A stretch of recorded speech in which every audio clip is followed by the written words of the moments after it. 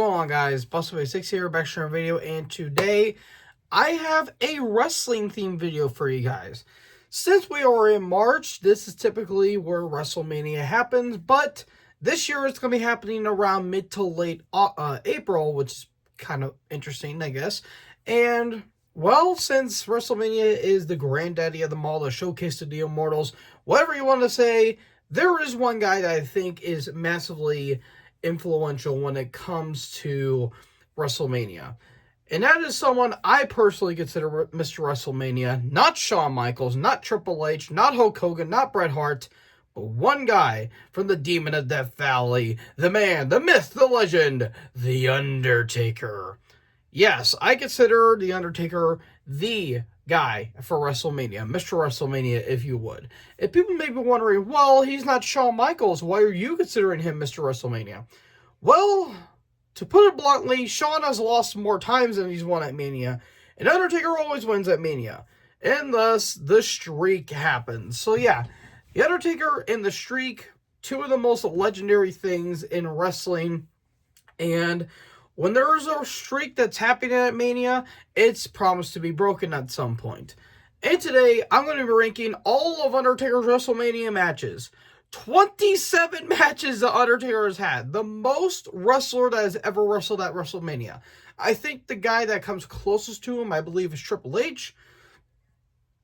And I think Triple H only missed like 2 or 3 Manias. Taker's only missed 3 in his near 30-year career. And it's absolutely amazing that this guy stuck around for 30 years until he finally retired in 2020 with a match I'm going to be talking about later on the list. So, with that being said, I actually do apologize a little bit if I do sound a little bit stuffy. The weather's been a little bit crazy lately. We've been having bad storms here, so I do apologize. And if you guys can't tell, I'm actually not home right now. I'm actually taking care of my grandpa's dog, even though she's not even near me. She's actually laying down in the bedroom. But yeah, 27 matches. And boy, oh boy, oh boy, do I have some things to talk about with these matches. So, without wasting any time, let's get into this list. Starting off at number 27, the worst Undertaker WrestleMania match of all time, at least in my personal opinion. Undertaker versus Big Boss Man in the Hell in a Cell from WrestleMania 15. Good goddamn Christ, this match was terrible. I know a lot of people are going to say one match that I'm going to be talking about here in a little bit, but I at least defend that match. There's no defending this match right here. This match was just boring, slow, monotonous. Both men were not healthy at this point. Like, Bossman in 98 to 99, his character was cool, but he was not the man that he was back in the 80s and even in the early 90s. And Taker, by this point, the injuries were starting to pile up on him. He was just getting into this Ministry of Darkness character, which on paper seemed cool, but the execution was pretty rough on a few occasions. And my God, this match did not work. It doesn't help that this match is a heel versus heel match, but by default, I guess Undertaker got cheered because the Ministry of Darkness was cool. And, it feels like there's no winner here. You have a guy who is an evil cult leader that wants to take over the Federation and kidnap the boss's daughter. And on the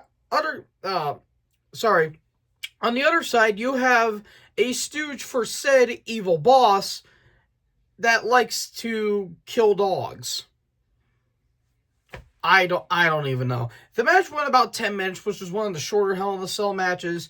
Taker bled, no one cared. There was a handcuff spot that got botched almost immediately.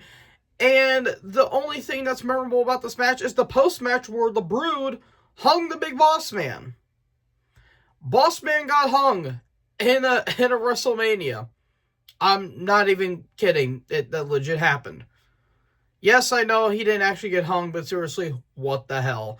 But yeah, this match is terrible. I would honestly go as far as to say this is the worst Undertaker match, because this match was just so fucking bad. Like, the closest match that I think can come to this is probably the Concrete Crypt match between Taker and the Dudleys from, what was it, Great American Bash 04? Yeah, that match was terrible too, but I think it's a little bit better than this match, but it's just not saying a lot. But yeah, my number 27, fuck this match. Coming in at my number 26, Undertaker versus Roman Reigns, WrestleMania 33. The only reason why this is above the Boss Man match and not dead last is because at least a Roman tried. But my God, this match was so fucking depressing to watch. Watching Taker in this match was just a goddamn depression throughout. It was just sad. It was just sad at this point to see Undertaker wrestle because dude's body was done. He was shot to shit. He put on weight. He wasn't really training all that well. I mean, if you look at the behind the scenes for, I think, the Last Ride documentary that WWE did for Undertaker when he retired, he was legit getting, like, steroids injected to his legs because he really couldn't walk all that well.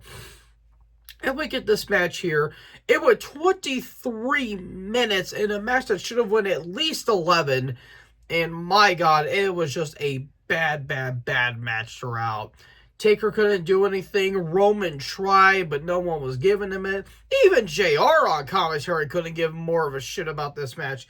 And when the match ended, everyone was happy because we finally get to go home. And then Undertaker hinted at retirement, even though that didn't happen until 2020. So, yeah, bad match, went way too long. And they tried with Roman, but it didn't work. Another thing that pissed me off too, they should have turned Roman heel at the Raw afterwards. Because listen to that reaction and tell me that wasn't heat. But they did it, but that's a story for a different day. Yeah, terrible match. Not much more needs to be said. Coming in at my number 25, Undertaker versus King Kong Bundy from WrestleMania 11. Raise your hand if you remember this match because Jesus Christ.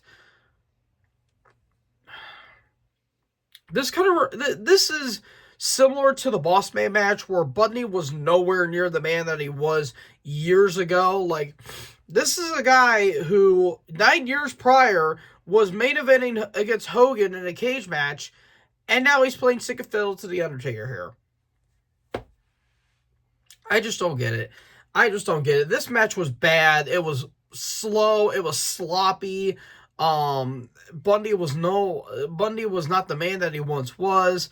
And in reality, this should have been Undertaker versus Bigelow because at least Bigelow could move for a guy his size.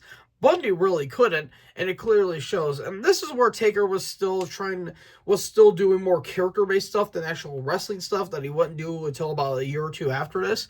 But my God, this match was just bad. Bad match. It went about 6.5 minutes, but fuck, it was a long 6.5 minutes. And the finish might be one of the worst finishes, or one of the most anticlimactic finishes to an Undertaker match, because Taker tried to get Bundy off for the tombstone, but he couldn't get him all the way, so he just slammed him down, hit him with the jumping clothesline, and Undertaker won the match. God damn, 95 was bad. And on the worst WrestleMania of all time, too.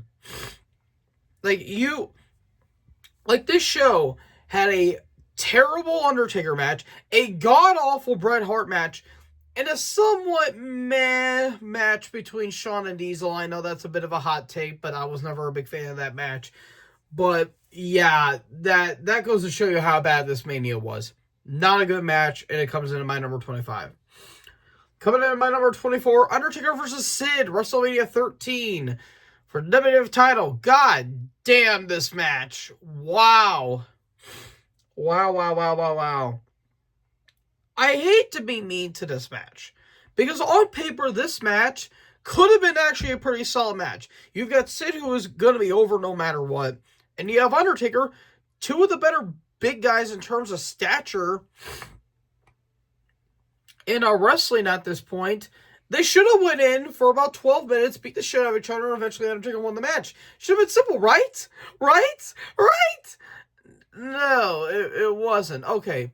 The original plan for this main event was supposed to be Bret Hart versus Shawn Michaels 2, with Shawn dropping the title to Bret.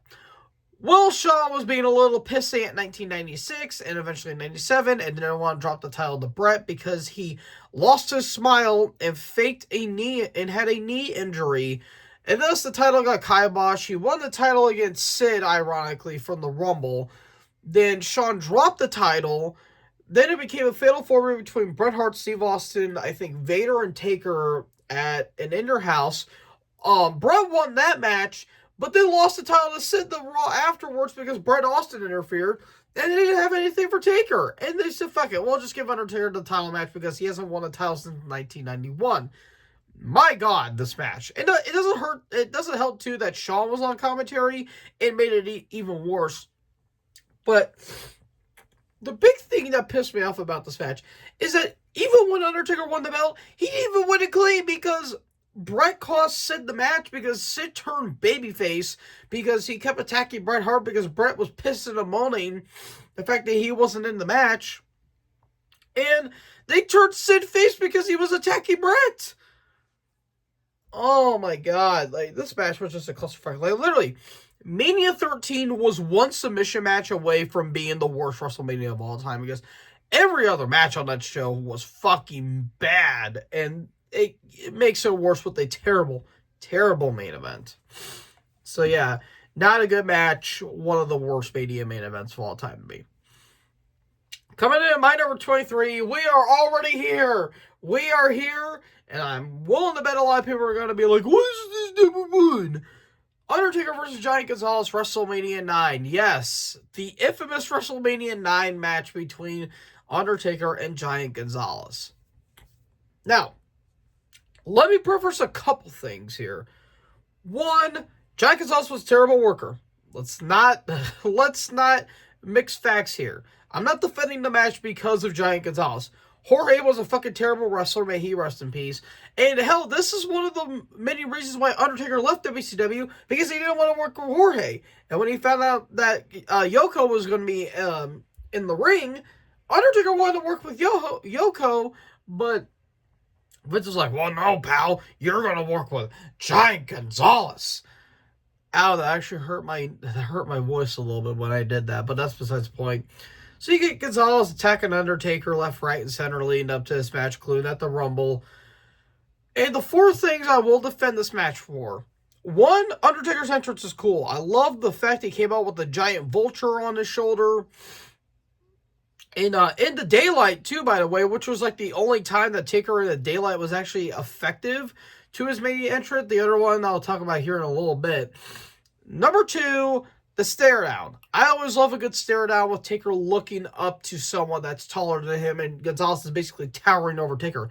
That was cool. Number three, the match was short. It was only about 7 minutes. 7.5 minutes. You could have honestly said it maybe should have been about 5, but that's neither here nor there. And number four, the post-match, where you get the finish of this match would make no fucking sense if you think about it from a continuity standpoint, where you have an 8-foot guy with a chloroformed rag.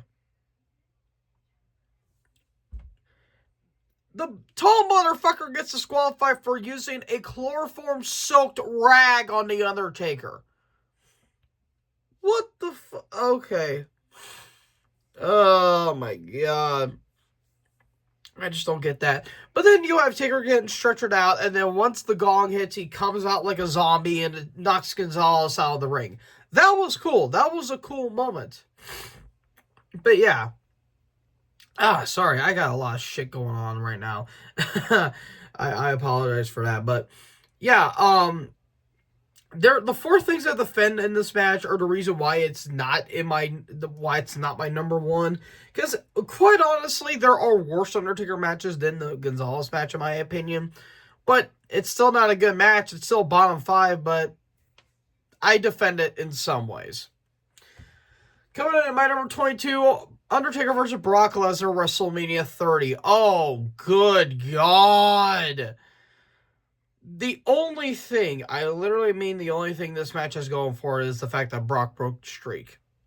And a decision I am pretty indifferent on. But honestly, besides Brock breaking the streak, this match was fucking terrible. This was the shits. This was a bad match. Because Undertaker got concussed early in the match, like 7 minutes in, I believe. And the match went for another 20. Why? Why did this match go for 25 pissy minutes? It made no sense. It's just, oh my God, why? Why? Like, it wasn't good. It really wasn't. It doesn't help that Taker got concussed early in the match, so it made it even worse. And Taker's streak got broken. And a lot of fans' hearts were broken on that night, but Excuse me. But thankfully, Daniel Bryan won the title at the end. But yeah, this match was not good. I'm sorry, it wasn't. It was just not a good match whatsoever. And Brock beating Streak, like, this was all to establish Brock as a dominant monster. Why couldn't you do that with Cena then? That would have made a lot more sense. But it is what it is. We got the match. Brock won. A whoop-de-dee. That's it. Coming to my number 21, Undertaker versus Shane McMahon, WrestleMania 32. Why the fuck did this match go for 30 minutes? A Hell in a Cell match in 2016 between The Undertaker and Shane McMahon went for 30 goddamn minutes. Why? My God, this match was bad. There were a couple things to redeem about it. But, just why? Why did this match go as long as it did?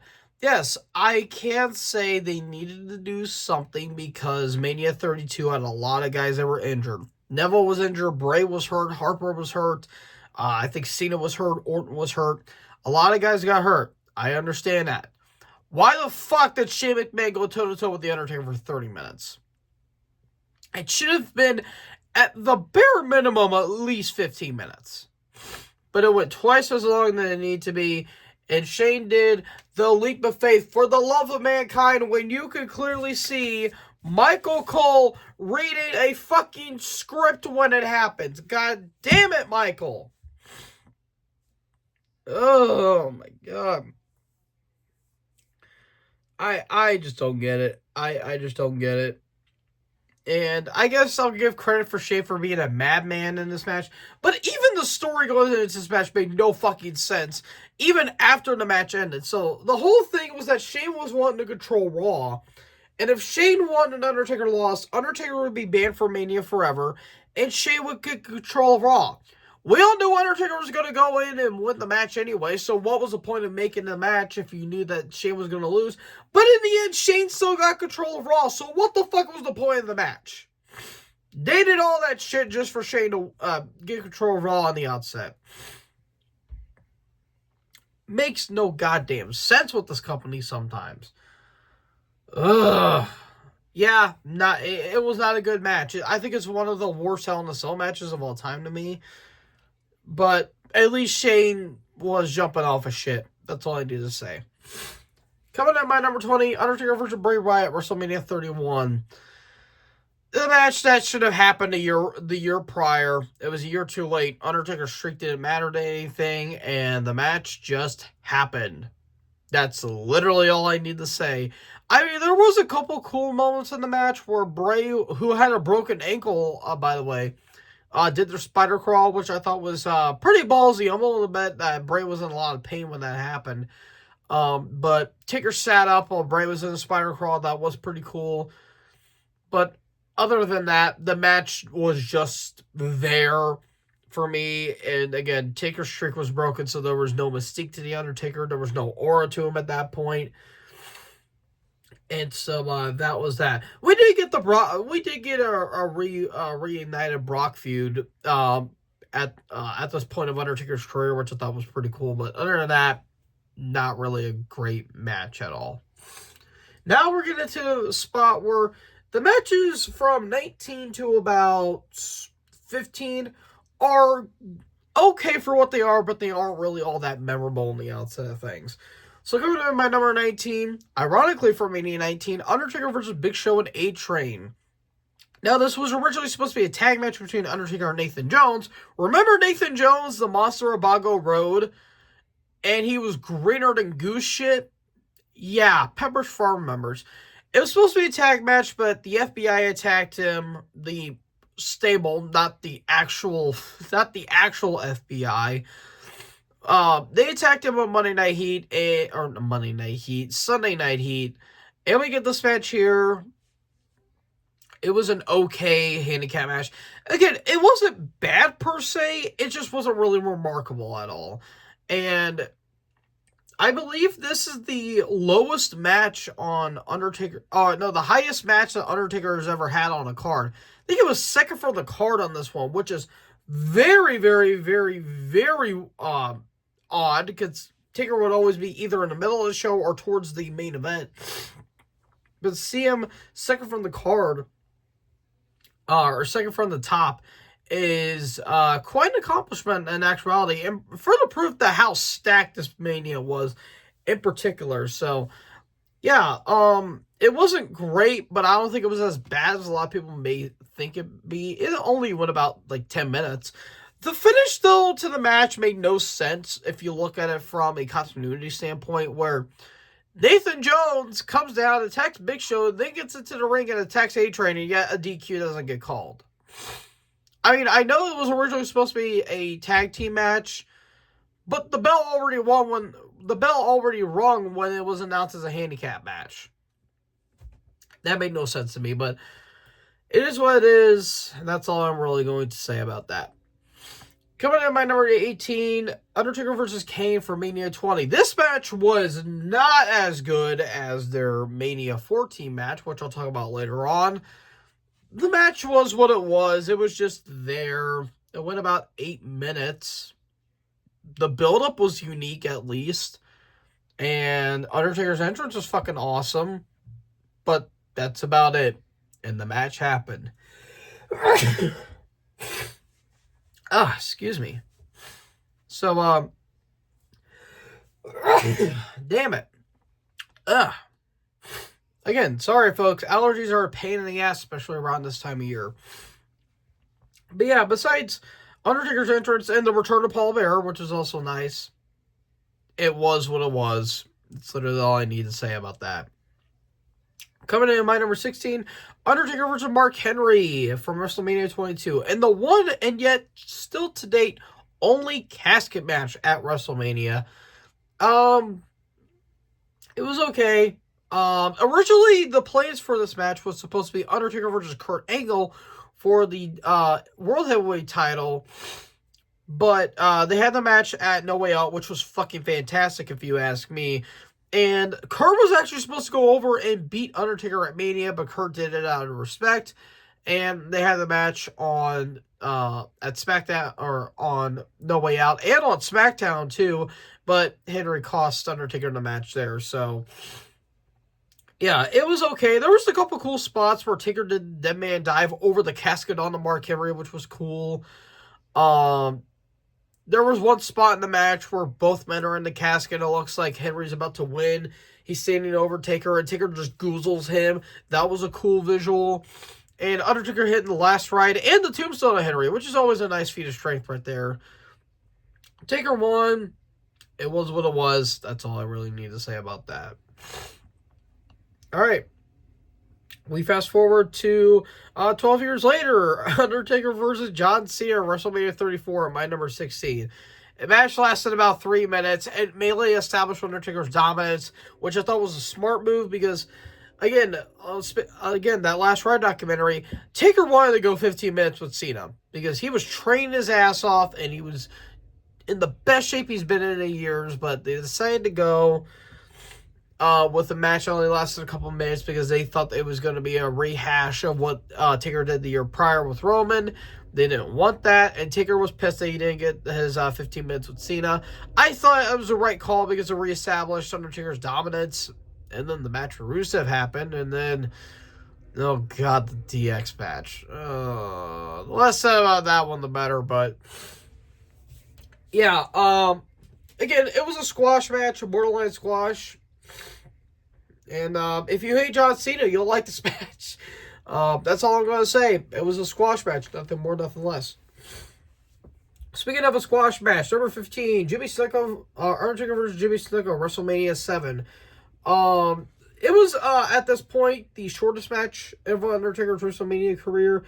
John Cena would obviously be the shortest match. This match lasted about 4.5 minutes. It was actually 4:20, so welcome if you got him there, folks. Yeah, it mainly established Undertaker as this dominant force. He just squashed Snuka. Snuka tried to get some offense, but in the end, Undertaker just squashed him. That's literally it. They kind of fucked up the finish a little bit. It did get botched where it looked like Taker was supposed to catch Snuka from a springboard, and just put him in the tombstone, but they kind of botched it a little bit. But in the end, Taker got the pin. That's all that matters. And Jimmy Snuka would meet his actual Undertaker in about 15 years later. 15, 16 years later, I believe. Yeah, that sounds a little bit harsh, but Snuka's a murderer. He never got justice. No one got justice for Nancy Argentina. Hashtag fuck Jimmy Snuka. Just saying that right there, right now. But yeah, my number 15, Undertaker versus Jimmy Snuka. Oh boy. I feel like I'm going to get some heat for this one. Number 14, Undertaker versus Triple H for WrestleMania 27. I want to say this right here, right now. This match had a good first 10 to 15 minutes. The first 10 to 15 minutes of this match were actually really damn good. And then it kept going. And going. And going. And going and going and going and going until I started to care less and less about the match. It was a good match for what it was, but it went too long. If it lasted a little over 20 minutes, it would have been fine. Like maybe if 5 to 7 minutes were cut off of this match, I think it would have flowed better. But it went nearly 30, and I felt like it dragged at some points where, again, the first 10 to 15 minutes I thought were good. Like, Taker doing the last ever Deadman Dive, which was really cool. Triple H getting back body drop off of the announce table onto the floor was cool. The spinebuster through the table was really nice. There was some good stuff, and this was a no-holds-barred match. It was a pretty fun no-holds-barred match. And then it just kept going on. And I got to the point where it's like, okay, we need to wrap this match up because you're starting to really be repetitive at this point. And you get, obviously, the chair shots to the head, which ultimately got both men fine. And it got way too finisher festy for me. You know, Triple H hitting everything but the yellow sun on Taker, but Taker still kicking out. And then again, Taker puts on the Hell's Gate to win at Mania. And that will be the second time he won by a submission at a WrestleMania. I'll talk about the first one here in a few, but yeah, I know people say this match is a classic. I don't personally consider that, in my opinion, because I thought their 17 and 28 match were infinitely better than this one, but we'll get to those matches when we get there. So, yeah, Undertaker versus Triple H, WrestleMania 27 is my number 14. Coming in at my number 13, Undertaker versus Jake Roberts for WrestleMania 8. Despite the fact that this match had a pretty rushed build with Taker turning face, this was actually a pretty solid match for what it is. Jake was on his way out. He would be out of the company by mid to late 92. He went to go join WCW after this. And again, despite the fact the build was a little bit rushed, this was a solid match for what it is. Jake made Taker look like $1 million, which is what you can do at this point. And before it just became a regular move, once Jake hit that DDT, back to the locker room you go, because shit got done. But when Taker sat up for not one but two of them, that was really damn cool. And the finish was kind of unique too, where Taker hit the tombstone on Jake on the outside, and he pinned him in the ring. That was some good stuff right there. But other than that, solid match for what it is. Nothing more, nothing less, and it comes in at my number 13. Coming in at my number 12, Undertaker versus Diesel from, ironically, WrestleMania 12. This, in my opinion, is, well, that and number 10 are tied for the most underrated Undertaker WrestleMania match. Because no one thought this match was going to be as good as it was. Like, this was, up until this point, the best Undertaker WrestleMania match. And this was one of the few great Undertaker WrestleMania matches that he would have. Or one of many Undertaker Mania matches that were actually really damn good. And I thought him and Diesel had a really damn good match. The build-up was really cool. That infamous moment on Raw where Diesel looked into the casket with a wrench in his hand. And there was he was staring at himself in a casket. That was a cool moment. And we get to the match here, and Diesel was just being the asshole big guy that he was. The big bully, if you will. He played that to a T. And in the end, Undertaker won with the tombstone on Diesel. I like how Diesel hit 2 jackknives, and he was just being this cocky, arrogant prick, and Taker just sat up, and Diesel's like, ah, shit, I didn't put him away. And in the end, Diesel lost with the tombstone. And this will be the second to last pay-per-view match for Kevin Nash before he eventually went to WCW. So there's that. So yeah, damn good match. Not much more needs to be said, and it comes in at my number 12. All right, coming in at my number 11, Undertaker versus AJ Styles, WrestleMania 36, and the Boneyard match. I wanted to put this in the top 10, but there was one match I thought was just a little bit better.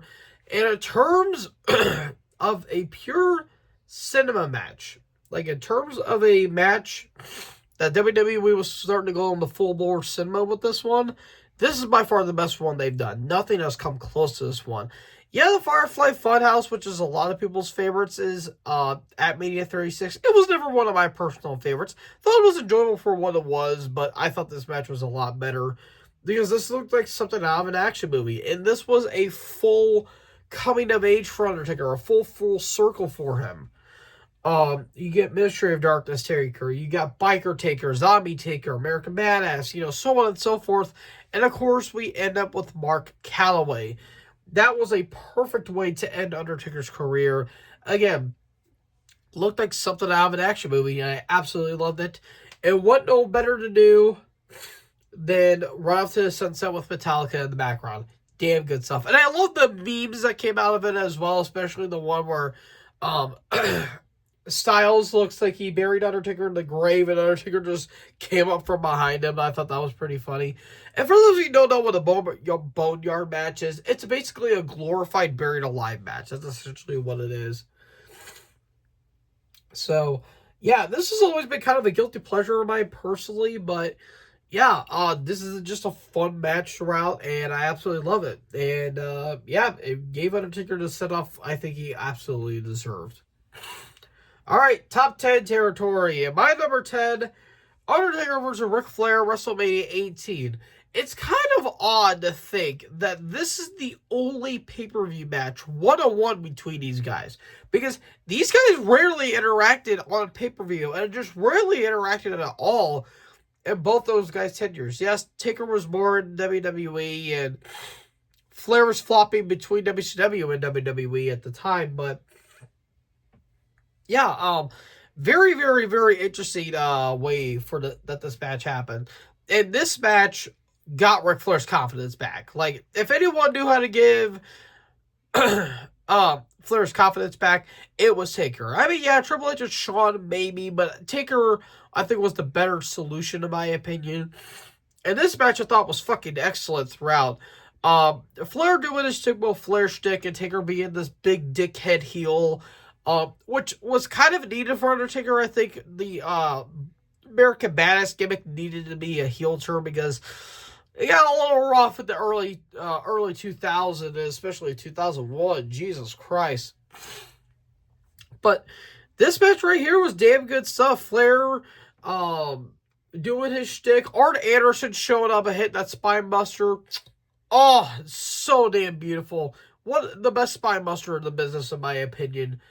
And yeah, again, just damn good stuff. And that superplex where Taker and Flair are basically floating in midair, and you see all the flashbulbs go off. That was damn good stuff. And in the end, they did kind of botch the finish a little bit because Taker was trying to go for the last ride, but Flair didn't feel like taking it. So in the end, they just did it for a tombstone. Yeah, kind of an awkward finish, but in the end, we still got a damn good match, and that's all what we really care about.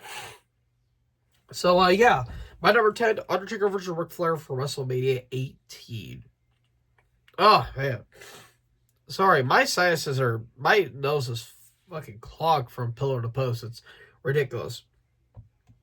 Anyways, coming in at my number 9, Undertaker versus Edge, Mania 24. Out of all their matches that they've had during this time frame in 2008, this is their third best in my opinion. I thought their TLC match was better, and I thought their Hell in a Cell match was better than this one. But this was a damn near 1 year story with a little bit of bumps in the road. Especially with Undertaker taking time off for surgery and and Edge's neck injury. Yeah, despite some road bumps in the way, this was a damn good match. I always thought this match was one of Undertaker's better Mania matches. This is one of Edge's best Mania matches too. Just a fun match throughout, and I've seen people argue that Flair versus Shawn should have main evented. On one hand, yes, because it's when Flair retired, quote unquote, but the match didn't have that much of a build to it. It only lasted for about a month. This one has been going on for about 5 to 6 months, continuously, and it's just damn good stuff. The Edgeheads getting their shit wrecked was always cool. Edge got hit with the tombstone, and prior to that, when Edge kicked out the tombstone, granted the referee was out, and a little Nate fucking sprinted down the entranceway, which was a pretty funny visual. Edge kind of had to kick out of it because if Undertaker won like that, it would have been a repeat of Mania 19 between Booker T and Triple H, and I don't want to think about that match ever again. But yeah, prior to Edge kicking out of the tombstone, there was only 2 guys that kicked out of the tombstone prior to that. That was Batista in the Hell in a Cell match, and that was Kane back at Mania 14. So, through that whole timeline, Undertaker's move did not get kicked out for nearly 10 years. Which, that is Hogan levels of protection right there. Not like that, but you get what I'm saying there. But yeah, this was a damn good match. And you can see Edge was nervous as all hell going into this match. You can clearly tell from, all the shakes that he's got. And in the end, Undertaker won. Undertaker won the world title for a second time in a row at Wrestlemania. And also the Pyro had a lot of extracurricular activities because this is one of the moments where the Pyro kind of killed people. If you want to look at him, look it up for your own time. But yeah, match was really damn good, and it comes into my number 9. Excuse me. That is the Cinnamon Toast Crunch kicking in. Coming into my number 8, Undertaker versus Batista, WrestleMania 23. Yes, I actually thought this match was a little bit better than Taker and Edge. And quite honestly, this might be their best match. There are 2 other matches I think that come close to this match. The Last Man Standing match at Backlash and their Hell in a Cell match at Survivor Series, which I think is criminally underrated in my opinion. But this match between Taker and Dave was just damn good stuff. And this was a big, big, big match, at least for SmackDown at the time. And, yeah, this was just some damn good shit right here. Just 2 big guys beating the shit out of each other for over 15 minutes. This was one of Batista's better matches, too. I would argue this is Batista's best feud, personally, because him and Taker never really had a bad match, per se. Even their cage match on SmackDown that ultimately led to Edge cashing in and taking the title off of Taker, that was a damn good match, too. And hell, even their weakest match, which in my opinion is their chairs match from TLC 09, that match was good for what it was too, even though it was kind of stupid. But anyways, yeah, this was just a great, great, great match. The power slam through the table was one of the best moments of the match. And in the end, Undertaker won with the tombstone and won his first world title since Mania 13. So it's been about, it's been 10 years since it happened. Crazy to think, right? All right. My number 7, Undertaker versus Randy Orton, Mania 21. Wow, this match was so good. Oh my God, this match was so good. Like, this was probably the second best match of the whole show behind Kurt and Shawn. And my God, these guys just put on a fucking banger through and through. And this match single-handedly revived Orton's career because after Orton's face turn, it was kind of downhill from there. But thankfully, they turned him heel again. And then we got this match, and this match again saved Orton's career because had he not turned heel, I don't think his career would be more remembered than it already is. But yeah, this is a fucking great match too. And yeah, that's all I really need to say about it. It was just a damn good match. And this was the last time I felt like the streak was going to be broken. Because after this, it was kind of a afterthought. But once Orton countered that chokeslam into an RKO, I thought he was going to beat the streak there.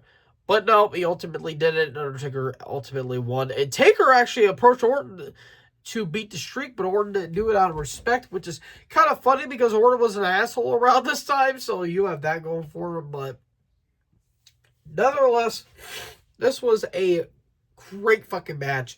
Absolutely loved it, and it comes into my number 7. All right.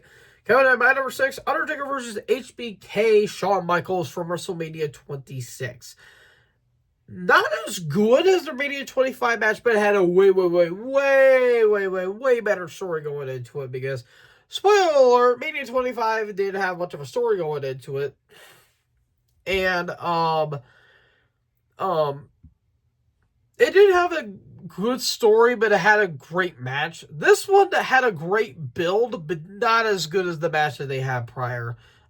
Still a fantastic main event, and this is where they actually got the main event this time and not the year prior, which, trust me, if we ever get to Mania 25's main event, oh boy, I'm going to rip that ass to shreds. But, yeah, damn good match right here, and we kind of knew Shawn was going to go too, because he didn't have much to prove at this point. He was just a show stealer, hits one of his mottos, but yeah, great match right here. And in the end, Shawn would say goodbye to the fans and never return to the ring again. Never return to the ring again. God damn it, Crown Jewel.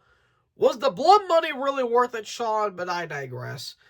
Yeah, this was a great match. Not much more needs to be said. Dude, that moonsault where Shawn overtly missed Taker and later right on his knees. Ouch, that looked like that hurt, but yeah, great match right here. Great main event.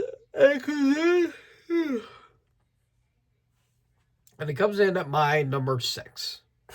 All right, top 5 territory. And my top 5 might be a little bit of wonky, but we're already far into this list, and people are probably already raising a few eyebrows at me rock style. Anyways, my number 5, Undertaker versus Triple H, WrestleMania 17. People might not know this, but this was mainly a squash match. But Triple H did get quite a few offense in.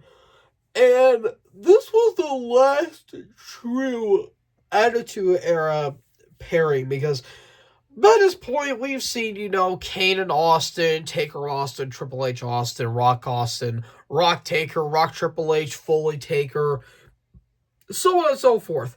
We never had a Triple H Undertaker pay-per-view match up until this point.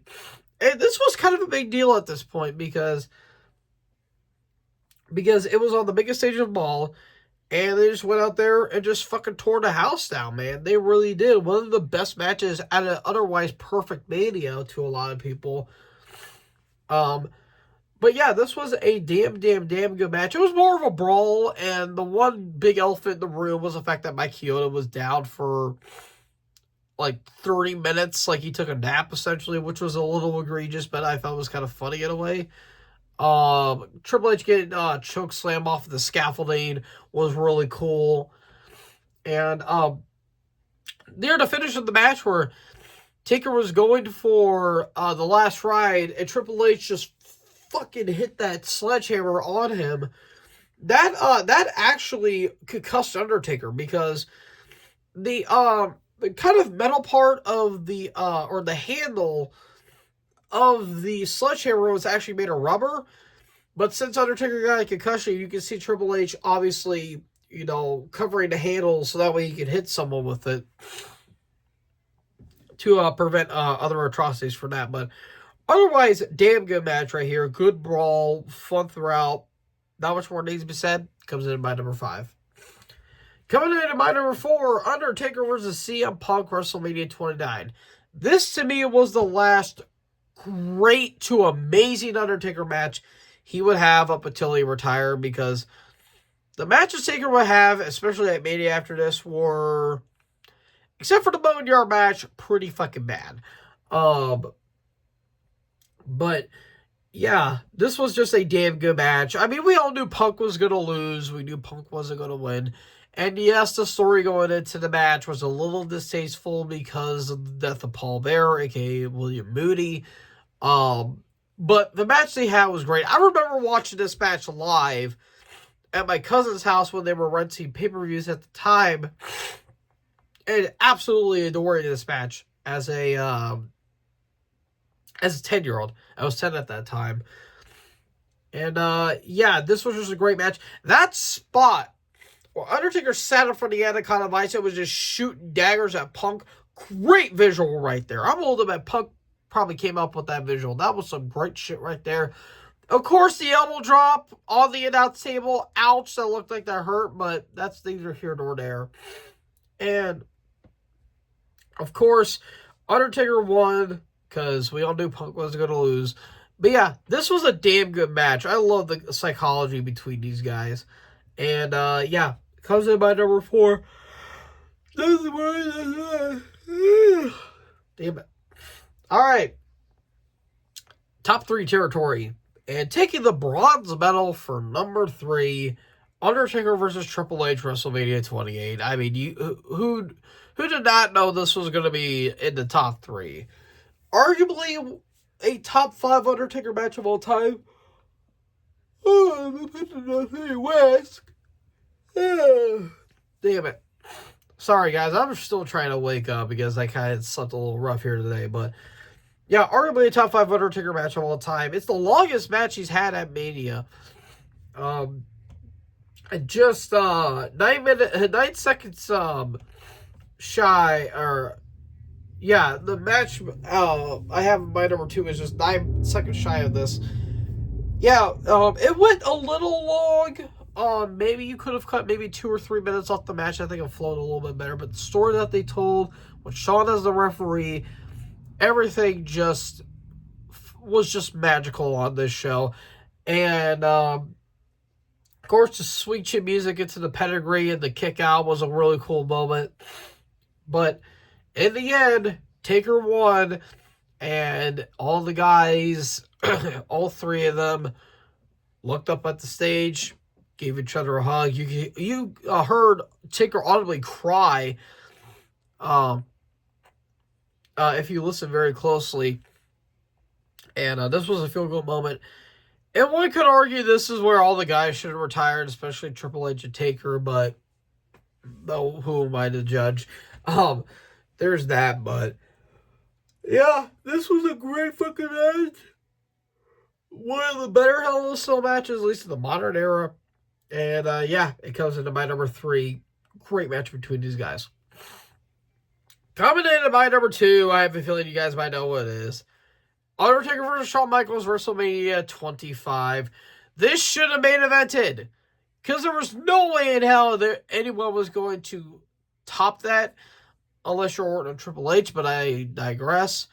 Yeah, this was a fucking excellent match. I would say top 3 Undertaker match. I wouldn't say it's my favorite Undertaker and Shawn match, personally. That goes to the Hell in the Cell match that they had at 97. But yeah, this match was just so damn good. Yes, Undertaker nearly fucking died in this match because Sim Snuka was out too far. But in a way, it kind of created more drama for the match, which I thought a lot of people tend to forget. But yeah, this was great stuff. Of course, Shawn kicking out of the tombstone. I just had an out-of-body experience. Great call by JR. And in the end, Shawn going for the moonsault. Gets Taker. Tombstone, 1, 2, 3. Great shit. I can't praise this match highly enough. It sounds like a broken record at this point, because who hasn't talked about this match yet? And, yeah, one of the greatest Mania matches of all time, bar none. But, my number one, I feel like is a match that everyone just says it's just either okay or it's kind of meh. And I feel like this match deserves a lot more credit than it actually does. Undertaker versus Kane for Mania 14. Now, if we're going by just pure athleticism, Shawn and Taker is the best match that Undertaker's had at Mania, no doubt about it. But the story and the story they told in the ring, I thought was better than Shawn and Taker. Because this has been a feud that's been going on for months. Very subtly. Like, very subtle. Because Paul Bearer has always hinted at Kane's brother, or Undertaker's brother, coming after him to avenge the death of their parents. And all that stuff. And, of course, we get the debut of Kane from the aforementioned Hell in a Cell match with Taker and Shawn. And he just ripped the door off at Tendrils and that's gotta be Kane. And Kane just going on this rampage. He set the Undertaker on fire and all that stuff. And we finally get this match. And again, video package. Arguably the best video package of all time, in my opinion. That is fucking amazing. I will walk through hell just to get to you, Kane. Ugh, good shit. Good shit right there. And of course, we get the little bit before the match with Pete Rose, shit talking the Boston crowd, which was pretty funny, and Taker tombstoning him and everything, which would be a running gag for a couple of years after this. But we get the match. This is Kane's best match, bar none, and people thought Kane was going to be a one-off, which was interesting, I guess you could say. And this match was just so fucking good. I love this match. This is probably my number 2 Taker match behind Taker and Shawn from Bad Blood. Personally, and this match was just so damn good. I love how Taker would kind of, block so Kane can wear himself out, which that was a really, really unique tactic. And what makes this match even better for me is the fact that every time Taker would try to do something for Kane, Kane would no-sell it. That is how you put someone over. That is how you make another star while you also go over. Because that's what wrestlers tend to forget to do. If you're going over in a match, you got to make sure your opponent looks good in the outset of things. And Kane looked like $1,000,000 throughout. And Taker is partially, I would say partially, gets a lot of the credit for it, and justifiably as well. Yeah. This was damn good, and they never came close to a match like this. Like, the only other time they came close to a match like this was their Inferno match a month later. But other than that, all the other matches they had were not that good. Especially their trilogy in 2010. Fucking hell, those matches were terrible. But, yeah. Great match right here. And, and what people tend to forget is that, again, one Taker at the tombstone, shit got done.